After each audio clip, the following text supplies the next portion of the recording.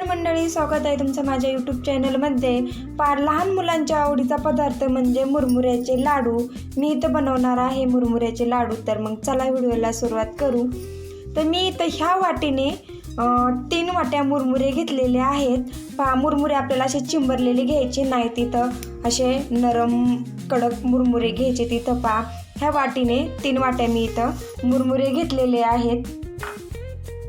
ज्या वाटीने आपण मुरमुरे घेतले होते तीच 1 वाटी फुल भरून इथं गूळ घेतलेला आहे। आणि गूळ मी चाकूच्या साहाय्याने काप करून घेतलेले आहे तुकडे, कारण की आपला अशा पद्धतीने बारीक करून घेतला ना गूळ पटकन वितळला जातो।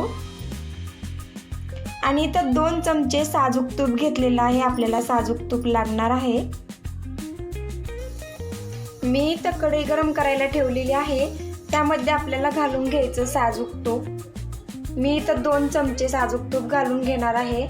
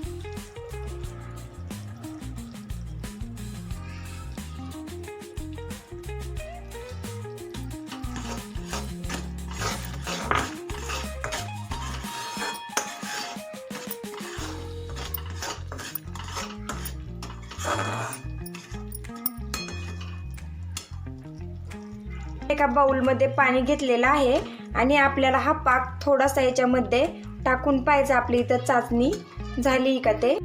आपला परफेक्ट असा इथं गोळा तयार झालेला आहे। आपली इथं चाचणी आलेली आहे। आपल्याला जास्त पुढं बी जाऊन द्यायचं नाही, कारण की आपली चाचणी जास्त कडक होते। आणि आपण आता इथं गॅस बंद करून आपल्याला मुरमुरे त्याच्यामध्ये टाकून घ्यायचे। तर गॅस चालू नाही ठेवायचा। प्रोसेस आहे ना आपल्याला पटपट करायची पहा, कारण की पटपट केली ना प्रोसेस तरच आपले इथं लाडू चांगले होतात। गरम आहे मिश्रण, आपलं गरम आहे ना तोपर्यंतच आपल्याला लाडू बांधून घ्यायचे। थंड झाल्यावर आपले लाडू इथं व्यवस्थित होणार नाहीत। गरम आहे तोपर्यंतच आपल्याला लाडू बांधून घ्यायचे। तर मी इथे एका बाउलमध्ये थोडंसं पाणी घेतलंय। आपल्या हाताला थोडंसं पाणी लावायचं, कारण की हे मिश्रण आपलं गरम आहे, आपले हात पोळू नाही येत म्हणून आणि हाताला चिकटू नये म्हणून आपल्याला इथं पाणी लावायचंय। छान असं मी इथं मिक्स करून घेतलेलं आहे। मस्त असे आपले इथं मुरमुऱ्याचे लाडू तयार झालेले आहेत। पाहू शकता तुम्ही, अशाच पद्धतीने आपल्याला सर्व लाडू बनवून घ्यायचे। तर तुम्ही पण एकदा नक्की अशा पद्धतीने बनवून पहा, तुमच्या मुलांना ना खूप आवडतील। मस्त माझे इथं मुरमुऱ्याचे लाडू तयार झालेले आहेत, पाहू शकता तुम्ही। मुलं ना खूपच आवडीने खातात पहा. मुलांचा आवडीचा पदार्थ पण आहे आणि शरीरासाठी पौष्टिकसुद्धा आहेत. नक्की तुम्ही एकदा अशा पद्धतीने बनवून पहा. माझ्या चॅनलवरती जर नवीन असाल तर माझ्या चॅनलला सबस्क्राईब करायला विसरू नका.